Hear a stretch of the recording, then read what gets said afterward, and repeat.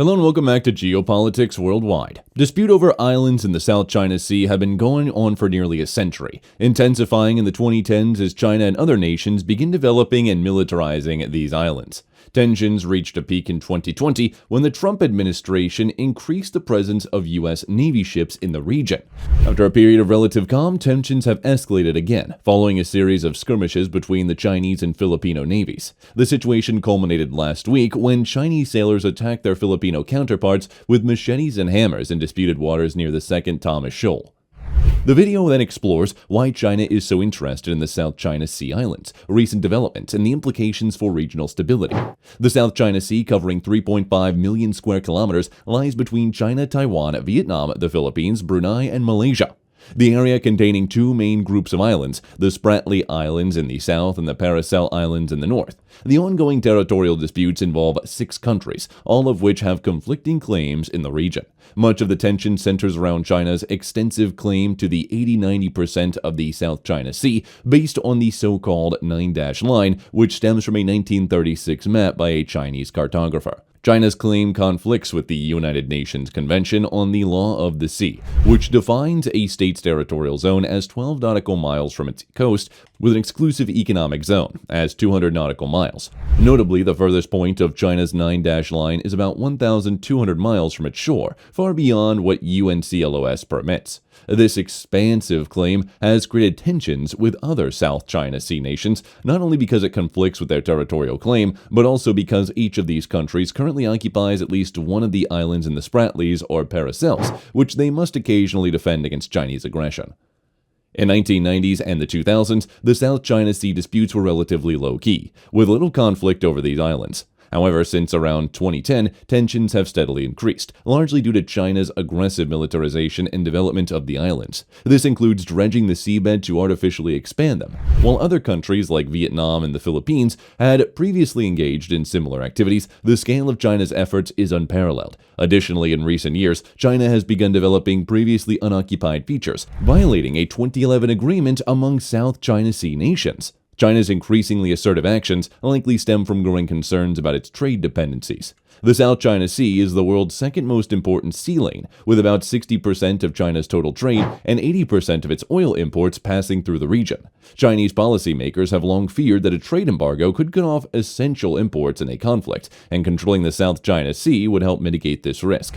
These anxieties have been heightened by the U.S., which began conducting freedom of navigation exercises in the area around 2013, increasing their frequency under the Trump administration. These exercises involve U.S. vessels sailing near or through areas claimed by China, asserting their rights under the UN Convention on the Law of the Sea and challenging China's maritime claims, despite the irony that the U.S. Senate has not ratified the convention. As a result, tensions have been particularly steadily rising, with relations between China and the Philippines becoming particularly volatile in recent months.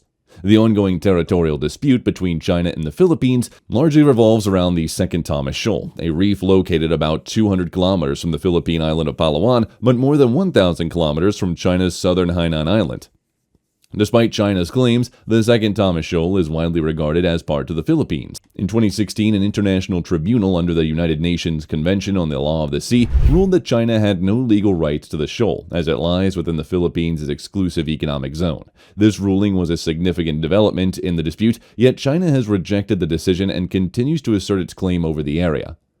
The Second Thomas Shoal has been occupied by Philippine Marines since 1999. To reinforce their territorial claim, the Philippines deliberately ran a World War II-era ship, the Sierra Madre, aground on the reef. The ship, while old and deteriorating, has served as a symbol of the Philippines' presence and sovereignty in the disputed waters. A small contingent of Marines has been stationed on the ship ever since, and they rely on regular supply missions, which occur roughly once a month.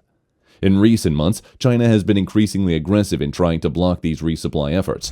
Chinese ships, particularly from the Chinese Coast Guard, have employed various hostile tactics to interrupt the deliveries. These methods include the use of water cannons, lasers, and in some cases, even melee weapons such as the makeshift spears, and these actions have intensified, with growing violence as Chinese forces attempt to insert their control over the sea.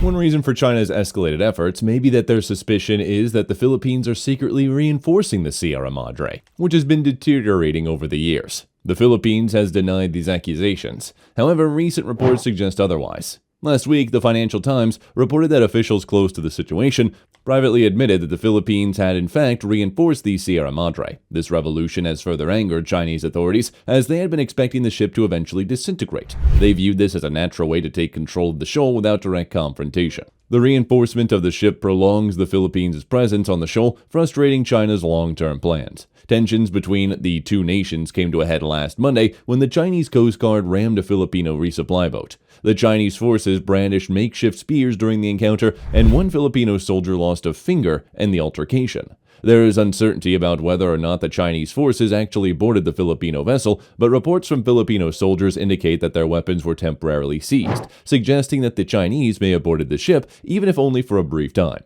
This would mark an unprecedented escalation in the conflict, as it would represent a direct physical engagement between two sides, an action not previously seen at this level of confrontation. China's increasingly aggressive behavior may be linked to new regulations it recently passed regarding its Coast Guard. These new rules, just published last week, allow the Coast Guard to board foreign vessels in waters claimed by China and use lethal force if necessary.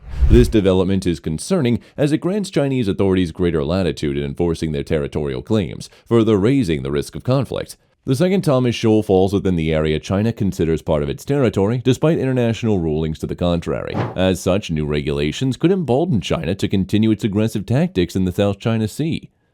The situation between China and the Philippines has reached a dangerous new level, with rising tensions and increasingly violent encounters at sea. The Philippines continues to assert its sovereignty over the Second Thomas Shoal, while China remains determined to challenge that claim. With both sides showing little signs of backing down and new Chinese regulations permitting more aggressive action, the dispute poses a serious threat to regional stability in the South China Sea. Manila has stated that it does not view the recent incident with China as an act of war. Filipino President Marcos Jr. has previously indicated that for the Philippines to declare war, there would need to be the death of a Philippine service member or citizen by a willful act. Despite this, the situation is deeply concerning for two main reasons. Firstly, the two sides appear to be caught in an escalatory spiral. While they have agreed to hold bilateral negotiations on the issue sometime in July, it's difficult to imagine these talks leading to a productive outcome, as neither side has shown any willingness to back down from its territorial claims. The ongoing tension makes it hard to see a resolution that would de-escalate the situation effectively. Secondly, the Philippines has a mutual defense treaty with the United States that dates back to 70 years. This treaty includes a NATO-style Article 5 clause, which means that if Manila were to consider Beijing's actions as an act of war, the U.S. would be obliged to intervene. In March, U.S. Secretary of Defense State Anthony Blinken reiterated America's ironclad commitments to the Philippines. While public statements suggest that China does not want a war with the Philippines, let alone the United States, the risk of a conflict remains a significant concern. Although World War III seems overwhelmingly unlikely, the past few years have shown that escalatory spirals can be surprisingly difficult to stop once they begin. That was all from us today for this video, folks. See you in the next one.